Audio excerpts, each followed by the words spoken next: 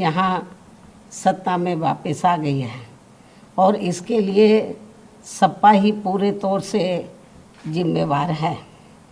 और अब यूपी में खासकर कमज़ोर वर्गों व मुस्लिम समाज के लोगों के ऊपर जो आए दिन जुल्म जाती हो रही है, तो उसके लिए भी सपा मुखिया ही पूर्ण रूप से जिम्मेवार व कसूरवार भी है। और अभी भी ये किस्म किस्म की अफवाहें फैलाने से बाज नहीं आ रहे हैं, जबकि अब तो इनको अपनी बचकानी व घिनौनी राजनीति बंद करनी चाहिए। इसके साथ ही इनको मैं ये भी बताना चाहती हूँ कि इसमें भी कोई संदेह नहीं है कि यदि उत्तर प्रदेश सहित पूरे देश में खासकर दलित, आदिवासी, पिछड़ा वर्ग, मुस्लिम व अपर कास्ट समाज में से गरीब तबका भी बीएसपी में जुड़ जाता है, तो फिर ये लोग बीएसपी की मुखिया को पुनः यहाँ यूपी का मुख्यमंत्री बना सकते हैं।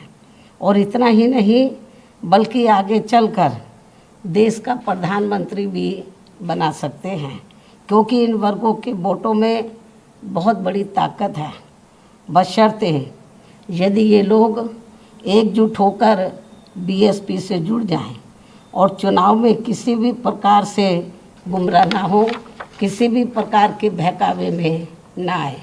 इसलिए मैं अपनी ज़िंदगी में यूपी की फिर से मुख्यमंत्री बनने व आगे चलकर देश का पीएम बनने का ही सपना देख सकती हूँ, लेकिन देश का राष्ट्रपति बनने का तो सपना मैं कभी भी नहीं देख सकती हूँ।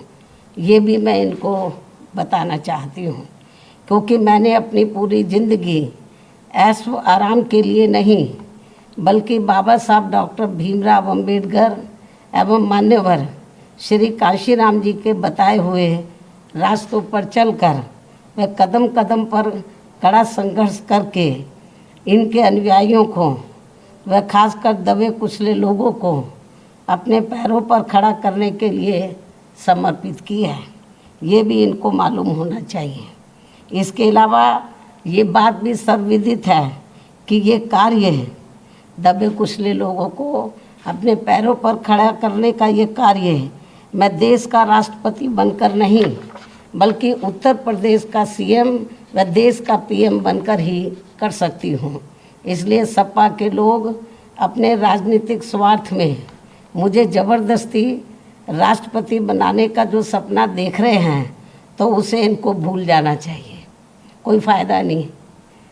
जबकि इस मामले में हकीकत ये है कि सपा वाले मुझे देश का राष्ट्रपति बनाने का सपना इसलिए देखते रहते हैं ताकि उनके लिए यूपी का सीएम बनने का रास्ता साफ हो जाए, जो ये कदापि संभव नहीं हो सकता है। क्योंकि इस बार चुनाव में यूपी के मुसलमानों व यादवों ने भी इनको एक तरफा अपना वोट देकर देख लिया है।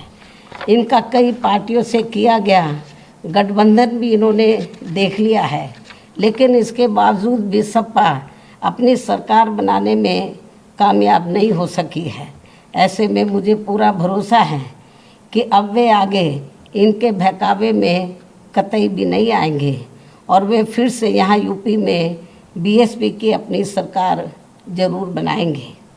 वैसे भी अब सपा मुखिया को ये एहसास हो चुका है कि आगे किसी भी चुनाव में अब ये लोग इस पार्टी के बहकावे में कतई भी नहीं आएंगे और ऐसे में अब ना ही आगे सपा कभी भी यहाँ सत्ता में आसीन हो सकती है।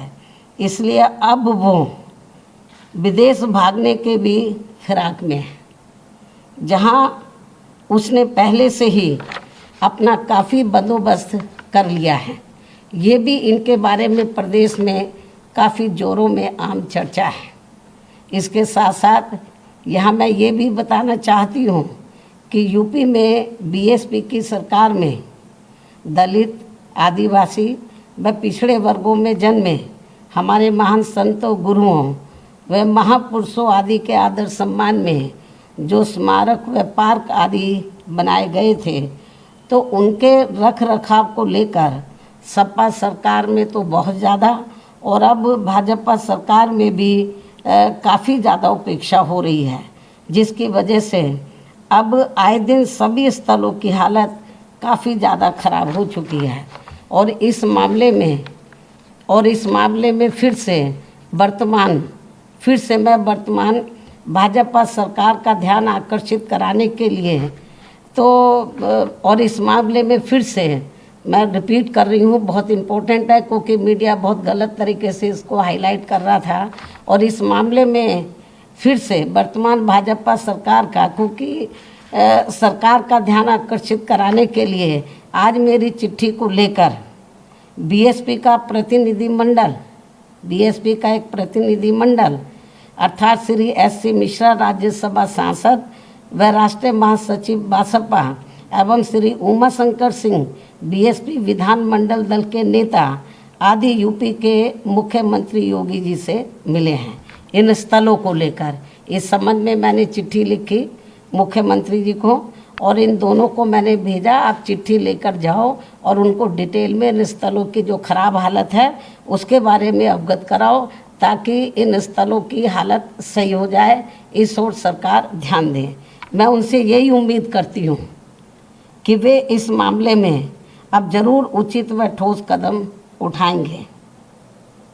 चिट्ठी की कापी भी मीडिया को दे दी जाएगी क्योंकि जो गलत प्रचार कर रहे हैं, आज ये दोनों मिले हैं, ये तो मेरी चिट्ठी लेकर मिले स्मारकों को लेकर कि स्मारकों की हालत बहुत ज़्यादा खराब है और इस ओर सरकार ध्यान दे। और जो चिट्ठी लेकर मिले वो कापी भी हम मीडिया को भेज देंगे, ये भी मैं बताना चाहती हूँ।